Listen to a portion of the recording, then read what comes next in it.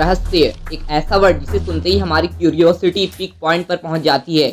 आज के इस मॉडर्न एरा में साइंस में इतनी एडवांसमेंट के बावजूद भी कुछ ऐसी मिस्ट्रीज हैं जिनसे आज तक पर्दा नहीं उठा। ऐसे रहस्य इंसान को सोचने पर मजबूर करते हैं कि आखिर इसके पीछे की सच्चाई क्या है, ऐसा भला हो कैसे सकता है और क्या हम कभी इन मिस्ट्रीज को सॉल्व कर सकेंगे। वीडियो को बिल्कुल एंड तक देखना, क्योंकि इस वीडियो में आपको कुछ ऐसे रहस्यों के बारे में पता चलेगा जिनके बारे में आपने शायद पहले कभी नहीं सुना होगा। The lost women in space. 20वीं सेंचुरी में स्पेस में सबसे पहले पहुंचने की क्वेस्ट शुरू होती है। सोवियत यूनियन की यूरी गागरिन ने 1961 में स्पेस में जाने वाले पहले इंसान बनकर इतिहास रच दिया था। बट वेट, कई कॉन्स्पिरेसीज के अकॉर्डिंग सोवियत यूनियन इससे पहले सीक्रेट मिशन कर अपने कॉस्मोनॉट्स को ऑलरेडी स्पेस में भेज चुका था, जिसे वो दुनिया को दिखाना नहीं चाहता था। हो सकता है कि ये सीक्रेट मिशन सक्सेसफुल नहीं रहे होंगे और स्पेस में भेजे गए कॉस्मोनॉट्स वापस सही सलामत नहीं लौट सके होंगे। ऐसी एक सोवियत मिस्ट्री को दो इटालियन ब्रदर्स अशिल और जोवानी बटिस्टा ने डिस्कवर किया। 1963 में रेडियोस ऑपरेट करते टाइम उन्हें एक बहुत ही अजीब सिग्नल मिला जो कि डायरेक्टली स्पेस से आ रहा था। जब उन्होंने उस सिग्नल को डिकोड किया तो वह यह सुनकर शॉक्ड रह गए कि ये किसी फीमेल की आवाज़ थी। वो डरी हुई थी और मदद के लिए पुकार रही थी।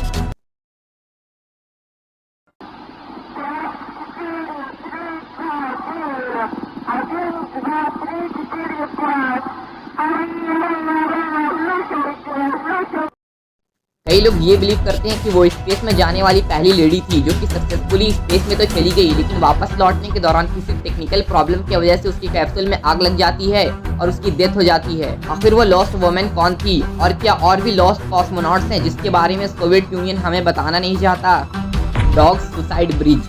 1895 में स्कॉटलैंड में बनकर तैयार होता है द ओवरटन ब्रिज। इसे पता था कि ये ब्रिज आगे चलकर एक रहस्यमय ब्रिज में बदल जाएगा। अचानक से 1950s के दौरान खबर आती है कि इस ब्रिज से कूदकर डॉग्स ने सुसाइड करना शुरू कर दिया है। रिपोर्ट्स की माने तो अब तक 600 से भी ज्यादा डॉग्स ने इस ब्रिज से कूदकर सुसाइड करने की कोशिश की है, जिसमें से तो 50 की डेथ भी हो गई है। इसलिए लोग इसे डॉग सुसाइड ब्रिज भी कहते हैं। इस डॉग सुसाइड ब्रिज की मिस्ट्री को the unexplained files TV series पर भी फीचर किया गया है और इस पर तो एक पूरी किताब भी लिखी गई है। इतना पॉपुलर होने के बावजूद भी इसका रहस्य अब तक नहीं सुलझ सका। आखिर इस ब्रिज पर ऐसा क्या है जिससे डॉग सुसाइड कर रहे हैं। पेगन्स ये मानते हैं कि इस जगह हेवन और अर्थ मिलते हैं। इस जगह पर आते ही कुछ सुपरनेचुरल पावर्स डॉग्स को इन्फ्लुएंस करती हैं। इस ब्रिज के पास में ही एक फोर्ट है जिसे ओवरटन हाउस के नाम से जाना जाता है, जिसमें सालों से कोई नहीं रहता, लेकिन आसपास के रहने वाले लोग ये क्लेम करते हैं कि उन्होंने कई बार एक व्हाइट लेडी को उस घर की खिड़की के पास देखा है। इसके पीछे की अजीब स्टोरी ये है कि 1908 में उस अजीब सी लेडी के हस्बैंड की डेथ हो जाती है, जिसके बाद वो लेडी अगले 30 सालों तक शोक में रहती है। जब उसकी भी डेथ होती है तो वो लेडी भूत बन जाती है, जिसे वहाँ के लोग the white lady of Overton कहते हैं। उनका मानना है कि इस औरत का ओवरटन ब्रिज से कोई ना कोई रिलेशन तो जरूर है। 1994 में एक भयानक इवेंट हुआ। एक 32 साल के फादर ने अपने ही बच्चे को इस ब्रिज से नीचे फेंक दिया, क्योंकि उन्हें लगता था कि उनका बच्चा एंटी क्राइस्ट है। बाद में उस इंसान ने भी सुसाइड करने की कोशिश की। लोकस का कहना है कि डॉग की वही सेम स्पॉट से कूदते हैं जहां से उस बच्चे को फेंका गया था। डॉक्टर डेविड सेंट की माने तो उस ब्रिज के नीचे डेंस ग्रीनरी डॉग्स के सुसाइड के पीछे की वजह हो सकती है। इस डेंस ग्रीनरी में मिंक नाम के जानवर रहते हैं जो कि डॉग्स के लिए शिकार होते हैं। इसके साथ वहाँ गिलहरी और चूहे भी पाए जाते हैं। ड्राई सनी डे के टाइम जब इन जानवरों की स्मेल काफी ज्यादा होती है तो ये स्मेल डॉग्स का अटेंशन अपनी तरफ कर लेती है। स्मेल के सोर्स को चेस करते करते डॉग्स डायरेक्टली ब्रिज से कूद पड़ते हैं। डॉक्टर सैंड्स ने एक एक्सपेरिमेंट भी किया। वो 10 डॉग्स को लेकर एक फील्ड में गए और वो 10 उसी ब्रीड के डॉग्स थे जिन्होंने सुसाइड किया था। फील्ड में 3 कंटेनर थे जिसमें एनिमल की सेंट थी। जब 10 को छोड़ा गया तो उनमें से तो 7 डायरेक्टली मिंक के सेंट वाले कंटेनर के पास चले गए। डॉक्टर सैंड्स दिखाना चाहते थे कि मिंक की सेंट डॉग्स को अट्रैक्ट करती है, जिसे वो कूदकर मिंक को पकड़ना चाहते हैं। लेकिन क्वेश्चन ये उठता है कि आखिर डॉग्स इसी ब्रिज से क्यों कूदते हैं, क्योंकि आसपास में और भी ब्रिजेस हैं और उनके नीचे भी ग्रीनरी है, लेकिन डॉग्स तो वहाँ से नहीं कूदते। लोगों को भी इस ब्रिज पर आकर बड़ी अजीब सी फीलिंग होती है। उन्हें ऐसा लगता है कि कोई फोर्स उन्हें सुसाइड करने के लिए मजबूर कर रहा हो। लगातार हो रही इस तरह की घटनाओं के कारण ओवरटन ब्रिज पर एक साइन बोर्ड लगा दिया गया है। The green children of Woolfield. 12th century के आसपास इंग्लैंड में एक बहुत ही अजीब और अनएक्सप्लेनेबल घटना घटी। अचानक से 2 बच्चे वुलफील्ड में अपीयर होते हैं, लेकिन वो दोनों कोई आम बच्चे नहीं थे। इन चिल्ड्रन के अपीयरेंस के 2 सोर्सेज हैं। पहला सोर्स विलियम ऑफ न्यूबर्ग ने लिखा है, जिसके अकॉर्डिंग उन 2 रहस्यमय बच्चों को वुल्फपीट में पाया गया था। वुल्फ से अपने लाइफ स्टॉक को प्रोटेक्ट करने के लिए फार्मर उस टाइम बड़े बड़े गड्ढे डिग करते थे, जिन्हें वुल्फपीट कहा जाता था। उन्हीं में से एक गड्ढे में पहली बार ग्रीन चिल्ड्रन को देखा गया था। दूसरे सोर्स राल्फ ऑफ कोजिशल की माने तो वो दोनों बच्चे किसी गुफा को पास करके वुल्फपीट में इंटर हो गए थे। उन दोनों ने कुछ अजीब कपड़े पहन रखे थे और ऐसी लैंग्वेज बोल रहे थे जो कि किसी की समझ में ही नहीं आ रही थी। हैरान कर देने वाली बात यह है कि उनकी स्किन का कलर ग्रीन था। विलेजर्स द्वारा दिए गए कुछ भी खाने से वो इनकार कर देते थे, लेकिन जब उन्हें फावा बीन्स ऑफर किया गया तब फाइनली उन्होंने कुछ खाया।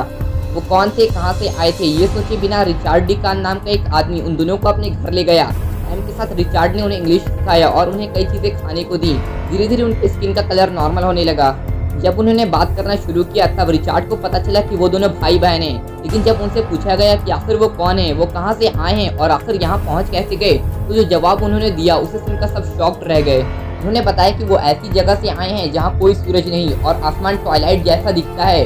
दूसरे सोर्स के अकॉर्डिंग उन्होंने बताया था कि वो ऐसी दुनिया से आए हैं जो कि उनके स्किन के कलर जैसी ग्रीन है और वहाँ के लोग भी। फिर उनसे पूछा गया कि आखिर वो बुलपिट कैसे पहुँच गए। उन्होंने कहा कि वो अपने फ्लॉक्स का ध्यान रख रहे थे कि अचानक उन्होंने गुफा से आती आवाज़ को सुना। जब उन्होंने उस साउंड को फॉलो किया तो अचानक सूरज की चमक और टेम्परेचर की चेंज की वजह से वो घबरा गए और बुलपिट पहुंच गए। वो जहां से आए थे उन्होंने वापस जाने की भी कोशिश की, लेकिन गुफा का एंट्रेंस वहां था ही नहीं। इस टाइम के बाद लड़के की डेथ हो जाती है।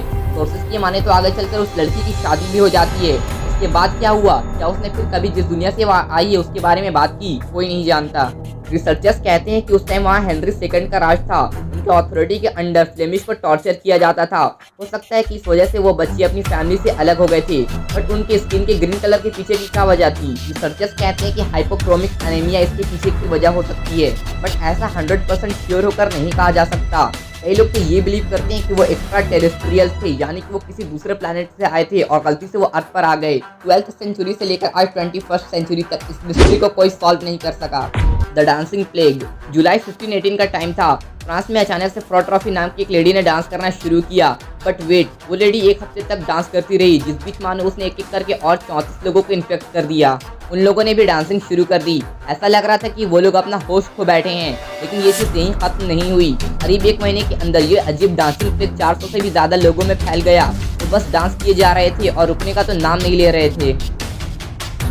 जो लोग ऐसा होते देख रहे थे, सोचो उन्हें कैसा लग रहा होगा कि गर्मी के मौसम में लोग पसीने पसीने हो गए हैं लेकिन डांस नहीं रोक पा रहे हैं।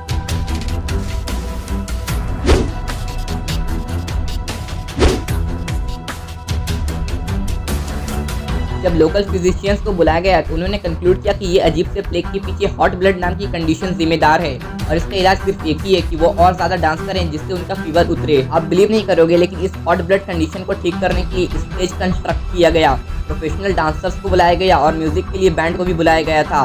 बट ये सब करने का कोई फायदा नहीं हुआ। कई लोग बेहद थकावट की वजह से गिर पड़े। कुछ लोगों की मौत स्ट्रोक की वजह से हो गई और कुछ हार्ट अटैक का शिकार हो गए।